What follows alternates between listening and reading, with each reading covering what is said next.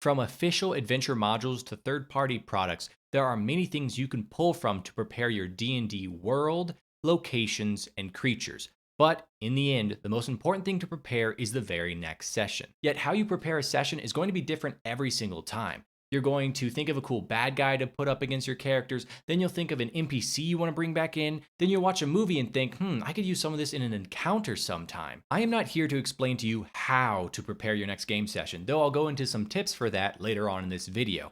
Instead, I want to explain to you what you should prepare so that you feel like you are ready for almost anything that your players throw at you. So let's get into it. What should you prepare first for your next game session? This will always depend on what your group and you are in the mood for, but I think it should always be broad. There are 3 things you should look for: the campaign genre, the session focus, and the session mood. These are the bedrock of your session and your campaign, so I think they should always be made first. The campaign genre is the bird's eye view of your campaign, and it can be a pretty blurry bird's eye view, but it is intended to lay down the assumptions you and your players are going to be working with for the entire campaign and how it should feel throughout. Are you running a heroic fantasy campaign where the characters climb to the top of the world, slay the dragon there, and save the world? Or are the adventurers hunting for something they've never seen and never heard, but the corpses in its wake have a clear path? Those 2 descriptions are in entirely different genres, so it is best to sit down with your players in a session 0 or right now and discuss what genre you want the campaign to be. Again, this can be super vague, like Dark Souls or Fallout 3, but with gods and magic and way less computer crashes. No matter what, choose a genre that means something to you. Don't be like me and choose gothic horror just because, well, it sounded cool and some people on the internet said Cursed Strahd is a gothic horror module. If it doesn't mean anything to you, then it's not going to mean anything to the players, and it's not going to mean anything to the characters. Now, on to the session focus. What do you think the player characters are going to be doing during the session? I'll state up front that what you think the party will be doing and what they actually are going to do can vary wildly, but having a session focus helps you focus your ideas and your preparation and tie it all together. A simple example is the player characters are going to defend the town of Kretsk from the werewolf attack. It's simple, it seems like the player characters are going to have a goal and they might know what they need to do to accomplish it. Now, the session mood. How this differs from the campaign genre is the same way that a single scene in a movie is different than the entire tone of the movie.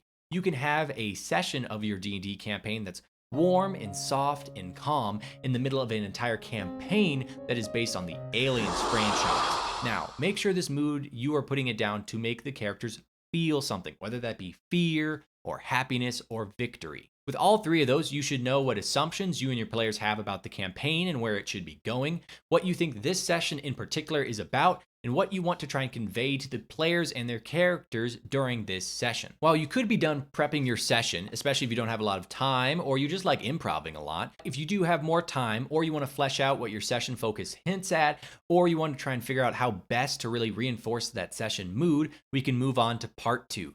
Encounters, encounters, encounters. By encounters, I mean any situation your players encounter and interact with something. No matter how deep your world lore is or interesting your NPCs are, unless the player characters encounter those things, there's not a lot of reason to prepare it unless it's just for your own enjoyment. So try and find ways to give your characters something to do and make sure your locations, NPCs, and creatures fit that need. But how do we create an encounter where players have something to do? Well, that is very dependent on your campaign, your players, and your ideas, but let me give you some tools to help you. Number 1, dramatic problems, sandbox solutions. Matt Colville has a few videos on this idea, so you could watch those after this video, but the gist is that every encounter should have a problem that the player characters can overcome with tension and drama stemming from that problem. A good example is, will the player characters escape the crumbling tower? That has an obvious goal for the player characters, escape. But how they do that goal is entirely up to them. They could just run through the tower, or they could cast gaseous form a few times and try and slip through the cracks in the walls. And it has a pretty obvious success and failure state, so that everyone knows when the encounter is over, and that success or failure has weight. If they don't escape the tower, they could be trapped in the rubble or maybe even dead. And if they do, everything inside the tower is going to crumble along with its stone. So try to give every encounter or set of encounters an overarching dramatic question that If answered, will change the direction of the session. 2. Choices and dilemmas. Whenever you put two options in front of your players, they have to do something, and that something is choose. So, put two options or more in front of your player characters and sit back and watch your players debate what their solution will be.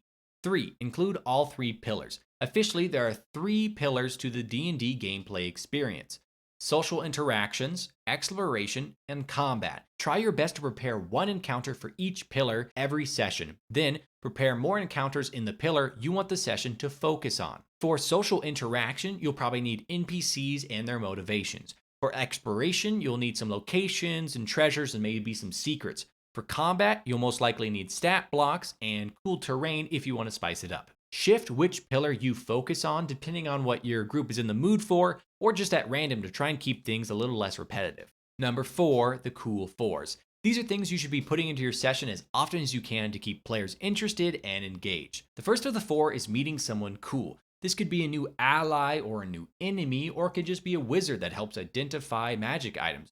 No matter what, they should be a little different from the norm of NPCs the players have been running into so far. 2. Go somewhere cool. This could be a dungeon you've been making for weeks, or just a tavern you snagged off the internet. No matter what, make sure your characters have something to do there. For the dungeon, it might be obvious. There's a cult to fight and some treasure to find. But for the tavern, you might need to set up that the player characters can go here to find an assassin, or sow rumors to undercut the local lord's authority. 3. Find something cool. Magic items. Player characters and players love magic items. But if you don't want to be giving out a magic item every single session, you can think about what secrets they've been investigating that you could give them an answer to. And number 4, do something cool. No matter what your campaign genre is or what mood you're going for, your players are probably going to want to be heroic from time to time and do something, well, cool. So let them do that. This is easiest to do by just looking at the player's sheet, seeing what strengths they have, and then putting an encounter in front of them that directly challenges those strengths. A cleric with Destroy Undead that runs into a group of zombies and popcorns them all on the first round of combat is going to be very happy that they chose to be a cleric for this adventure. And a barbarian that throws a 2-ton golem into lava is probably not going to stop talking about that for days. So let your players and their characters show off from time to time. But it is also cool to change the world and campaign forever. If the rogue can sneak in and kill that corrupt king, it lets the party know that this is their story and they can pursue whatever they want. Or you can just give them the Eye of Vecna at level 3 and watch them freak out as they start disintegrating people. Now, this seems like a lot, but I have a handy link in the description to a checklist for these things, and you'll find that most of your ideas already mark off the things I've talked about. And again, this is your prep, so do what you need to do, whether that's 5 hours or 5 days or 5 minutes, do whatever. Okay, now that we have an outline on what to prepare, let me give you 3 tips on how to prepare it. The first thing is that everything is a remix. Whether it's Star Wars or Game of Thrones or Fallout, everyone takes an inspiration from other media. So when you're feeling unoriginal for just taking the plot of Avatar: The Last Airbender, adding in some elites from Halo, and making the villain Thanos, know that almost everyone does that. What makes your game original is how these elements mix and how your group experiences them. So steal any idea you can find, throw it into your campaign if you think it's going to be fun, and it will be original when it comes out the other side. Next, fill the need. Trying to create an entire pantheon, the religious structure for your world, and the local religious undertones can be an exhausting way to just figure out how one character can be a cleric in your campaign. Instead, work with the player that wants to be a cleric to make one god and maybe one temple. Then, if it ever becomes a focus in your campaign, you can expand from that. It is all right to have massive, and I mean absolutely massive, holes in your lore and world. But if you do figure out that you have a cool idea for a god or how the elemental planes work, write it down and reference it when it does come up. Always remember though, for number 3, everything is Schrodinger's cat. All of your notes, all of your preparation, and all of your maps are there to facilitate having a fun game. At any point, if they stop helping you make a fun game, stop following them. If you have an NPC that had interesting motivations and backstories, but you made the voice too funny for them to be a villain, then just change it. They're no longer a villain, they're just a fun side character you have. Nothing is concrete in your game until it's used at the table. and even then, it can be retconned if the players agree to it. I don't mean you should throw out everything when a player suggests that there would be a cooler adventure this way, but try to make your prep like water that can flow around the players and their characters. Because, in the end, you and your friends are getting together at a table or at your computers to make a story and have fun. And your prep is way less important than having fun and making memories.